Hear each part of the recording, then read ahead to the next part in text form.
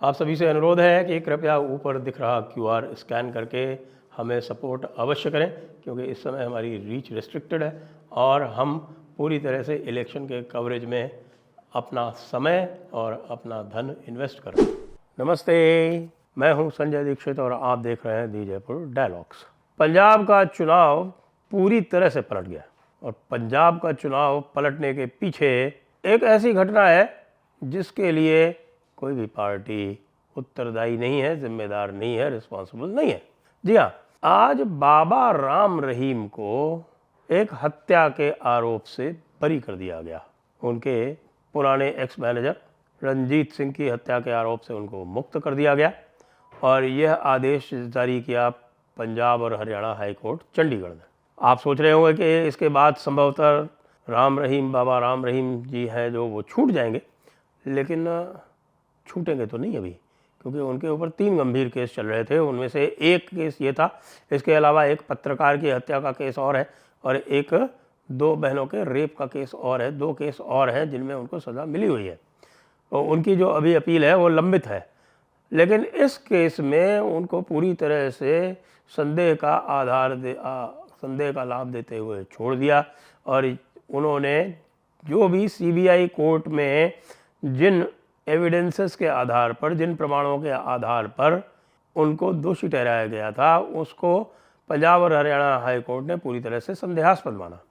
अब वैसे तो यदि देखा जाए तो बाबा राम रहीम तो पैरोल पे काफ़ी समय तक बाहर थे ही, लेकिन इससे एक बड़ा ही, मैं कहूँगा कि एक साइकोलॉजिकल ब्लो कांग्रेस को और आम आदमी पार्टी को और जो दूसरी पार्टियां हैं जो बाबा राम रहीम के विरोध में खड़ी हुई थी, उनको एक ज़बरदस्त साइकोलॉजिकल ब्लो लगा है। और साथ में ही जो बाबा राम रहीम के जो शिष्य हैं, विशेषकर जो कमज़ोर वर्गों में जो उनके शिष्य हैं, जिनकी बठिंडा और फिरोज़पुर और मालवा के अन्य स्थानों में बहुत बड़ी संख्या है, इतनी बड़ी संख्या है कि वो चुनाव पलट सकते हैं।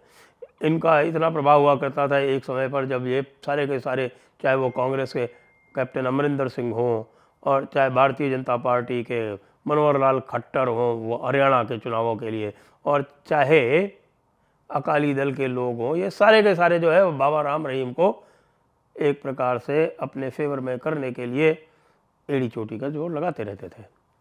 लेकिन उसके बाद फिर ये केस इत्यादि चले। उस केस में आपको ध्यान होगा कि कोर्ट के कारण, क्योंकि कोर्ट ने यह आदेश दिया कि भाई आप जो भी अगर कोई उत्पात करे तो उसके ऊपर आप, एक प्रकार से उन्होंने इनडायरेक्टली आदेश दिया कि आप इनके ऊपर गोलियां भी चला सकते हो, और उनके ऊपर गोलियां चलाई गई। 30 लोग मारे गए उस गोलीकांड में। जबकि बाद में लोगों ने ये कंपेयर किया कि जब जाट आंदोलन हुआ और जब किसान आंदोलन हुआ, तब चूंकि लोग पावरफुल थे, जाट लॉबी थी, तथाकथित किसान थे, उन किसानों ने अजीब अजीब से किस्से बनाए, यानी कि पंजाब में हुई सारे किसानों की मौत को उन्होंने अपने किसान आंदोलन से जोड़ दिया। यहाँ तक कि आपको ध्यान हो कि एक 2 महीने का बच्चा जो था, जो एक्सीडेंट में मारा गया था, वो भी किसान आंदोलन में जो तथाकथित 700 किसान मरे हैं उनकी लिस्ट में शामिल कर दिया गया। तो इस प्रकार के फेक नैरेटिव बनाए गए। बाबा राम रहीम का जो भी केस है वो दोषी है या नहीं है, इससे हमें कोई सरोकार नहीं है। लेकिन कोर्ट ने ही निर्णय दिया था कि वो दोषी हैं और उनके ऊपर वाले कोर्ट ने कम से कम एक केस में तो अब निर्णय दे दिया कि वो दोषी नहीं है। 2 केस अभी पेंडिंग है।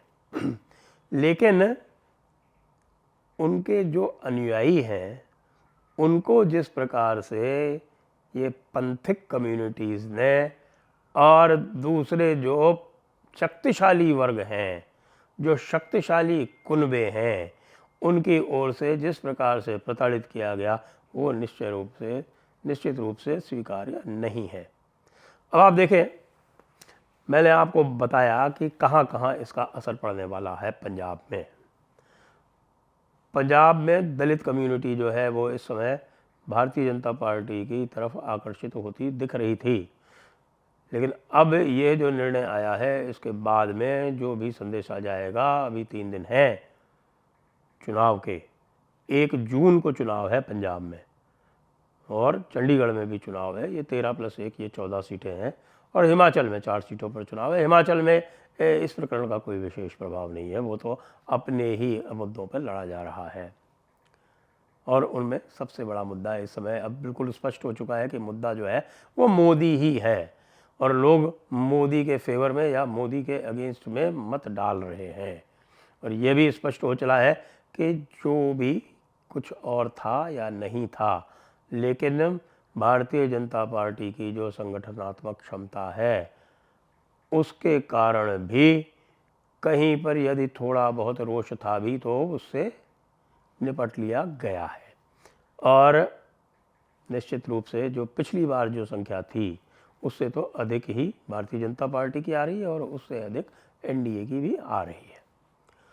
अब बात कर लेते हैं पंजाब की। स्पेसिफिकली पंजाब में क्या होने वाला है, क्योंकि ये जो हुआ है इसका मैं आपको बता देता हूँ कि फिरोजपुर बठिंडा विशेषकर, और बठिंडा में ये हरसिमरत कौर बादल जो है ये अकेली एक सीट है जहाँ पर अकाली दल फाइट में लग रहा है और उनको रिटायर्ड आईएएस अधिकारी परमपाल कौर सिद्धू वो चुनौती दे रही है और लगातार वो चुनौती जो थी वो उल्लेखनीय बनती जा रही थी।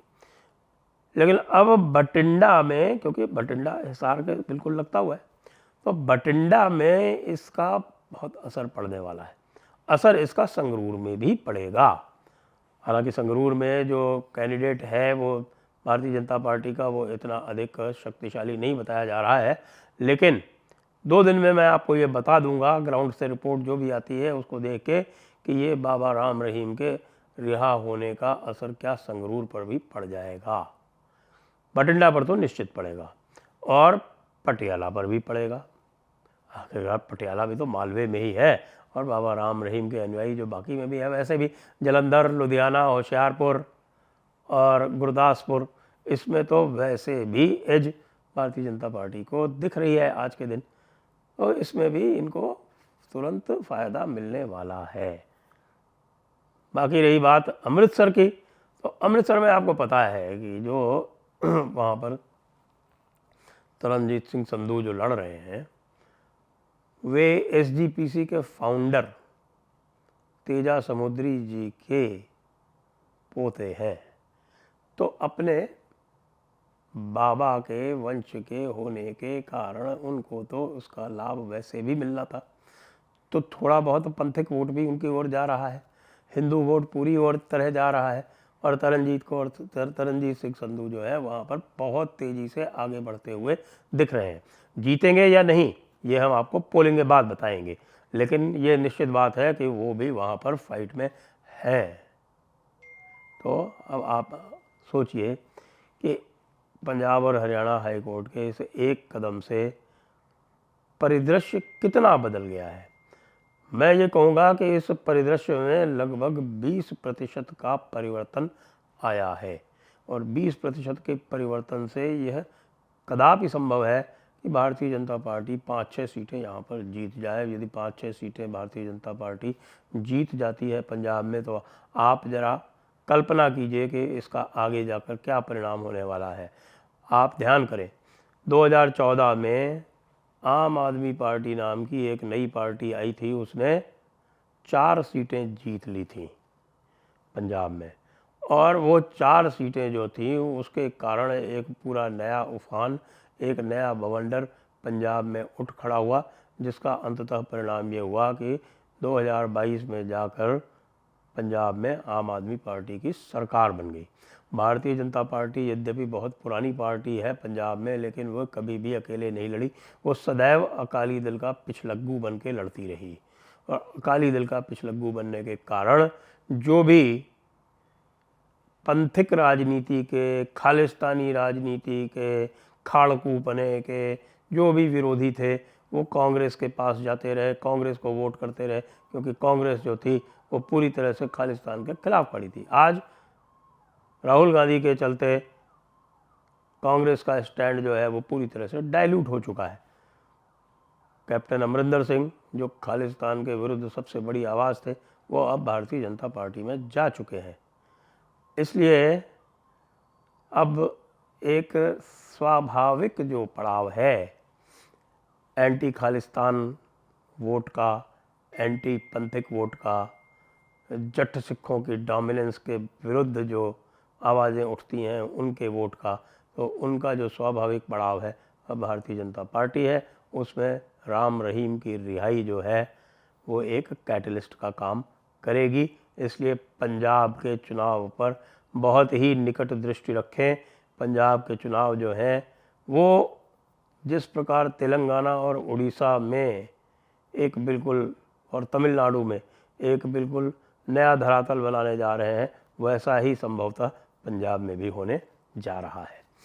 जय हिंद, जय भारत, वंदे मातरम।